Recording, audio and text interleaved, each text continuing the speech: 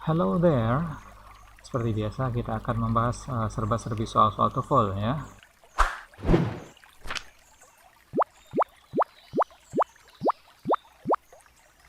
Oke, nah hari ini kita akan mempelajari tentang structure. No! No! No!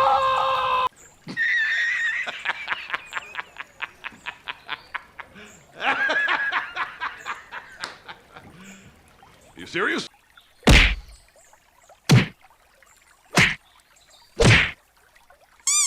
Nah, untuk hari ini kita akan fokus pembahasan kepada bentuk soal choose the best answer. Oke. Ya, mari kita lihat contoh soalnya langsung ya. Oke. Nah, bentuk soalnya biasanya seperti ini. Ya. Oke, since the early 1990s, blah blah blah, throughout Indonesia has surprisingly improved. Ya, jadi seperti ini contoh soalnya ya. Ada satu bagian yang kosong. Kita akan melengkapi kira-kira mana di antara pilihan jawaban ini yang bisa mengisi kekosongan dari jawaban tersebut, ya, dari pernyataan tersebut. Ya. Oke. Nah, mari kita langsung coba ke pembahasannya ya, seperti apa pembahasannya. Ini dia.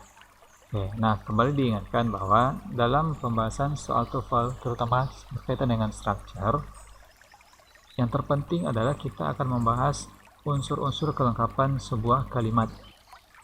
Apakah kalimat di sini sudah lengkap ya? Oke, tentu kita harus bahas dulu subjeknya mana, predikatnya mana. Oke, mari kita akan bahas step by step per katanya ya. Kita mulai dari awal ya. Since the early 1990s. Phrase since the early 1990s ini termasuk ke dalam object of preposition. Di pembahasan lainnya bisa juga disebut since the early ini sebagai adverb of time ya, karena menggunakan kosakata since ini ya, menjelaskan keterangan waktu, itu juga bisa. Oke. Nah, yang pasti adalah kata yang kita garis merah ini tidak dapat menjadi sebuah subjek. Lanjut ke throughout Indonesia, apakah ini termasuk subjek? Kita lihat, ini adalah object of preposition ya. Ciri-cirinya apa ya? Dia dimulai dengan kata throughout. Ini adalah sebuah preposition, sama halnya dengan since ya, sama halnya dengan in, at, on, itu merupakan sebuah preposition ya. Jadi kalau ada kata benda di depan ini, maka kita sebut mereka golongannya sebagai object of preposition ya, dan pasti dia bukan subjek ya. Selanjutnya ketemu kita dengan has surprisingly improved. Nah, apakah ini subjek? Tentu tidak. Ini sudah pasti ya, harus tahu teman-teman ya, bahwa ini adalah termasuk golongan predicate ya. Ada has bertemu dengan improved. Oke, nah berdasarkan analisa kita sampai tahap ketiga ini, tentu kita bisa simpulkan bahwa kalimat kita ini belum punya apa ya, belum punya subjek. Nah, beginilah cara kita menganalisis soal TOEFL ya. Tentu nanti teman-teman harus terbiasa secara cepatnya ya. Oke. Nah, kita akan jawab sekarang pilihan A, B, C, dan D mana yang berupa subjek, seperti itu ya.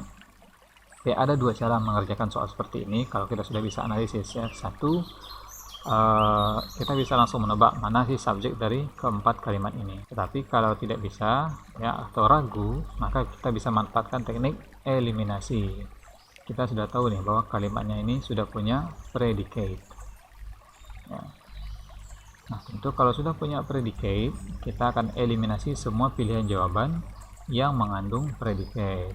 Contoh jawaban B, di situ ada is.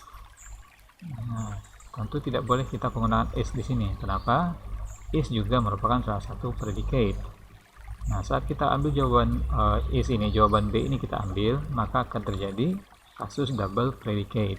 Nah, tentu dalam unsur kalimat ini merupakan jawaban yang salah, karena tidak boleh dalam satu kalimat mengandung dua predicate, sementara subjeknya hanya satu. Begitu juga berarti dengan jawaban yang C, ada penggunaan is. Nah, sama kasusnya, menjadi double predicate. Terakhir jawaban, nah jawaban D ada unsur that. Nah, ini juga ada pembahasannya di dalam pembelajaran TOEFL bahwa penggunaan that ini akan membuat kalimat ini membutuhkan subjek dan predikat yang lain ya. Artinya that ini kita akan gunakan untuk membentuk klausa tambahan. Kalau dalam bahasa Indonesia artinya untuk membuat kalimat majmu'. Nah, sementara kalimat soal kita bukanlah kalimat majmu' karena hanya ada satu predicate saja. Nah, dengan eliminasi seperti ini, maka kita bisa simpulkan bahwa jawaban yang paling tepat untuk subjek adalah jawaban yang A. Nah, begitu teman-teman cara kita pembahasan soal TOEFL. Jadi intinya adalah bagaimana kita bisa menganalisis unsur minimal sebuah kalimat di dalam soal-soal TOEFL, ya, terutama dalam structure ini ya. Jadi kita hanya butuh satu subjek dan satu predicate, sementara yang lainnya yang membuat panjang soal itu ternyata adalah object of preposition. Ya, baiklah, kita cukupkan pembahasannya ya, untuk satu soal ini saja. Kita akan kembali lagi dengan soal-soal berikutnya di video selanjutnya. Terima kasih. Wassalamualaikum warahmatullahi wabarakatuh.